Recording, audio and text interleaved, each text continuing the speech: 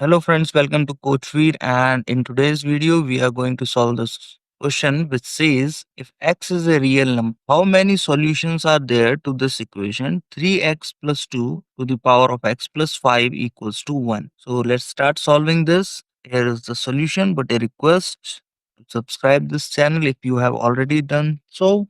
Thank you so much. Let's start the solution. So when can something be equals to 1? One of the obvious thing which we can understand from here is when the exponent is 0. Because if you have any number x other than 0 and exponent is 0, the answer is 1. So we can say the exponent x plus 5 is going to be 0. So x is equals to negative 5. This is 1. Another thing we can think of this thing is this 3x plus 2 is going to be 1. If it is 1, then 1 power anything is just 1. So x is going negative 1 by 3 in this case. Another thing we can choose from here is when the base is negative 1 and the exponent is a 1.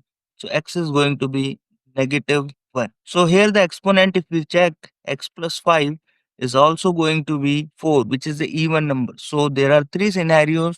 So total three solutions we will get for this. So hope you understood this and thank you for watching this video. See you in my next video. Till bye bye.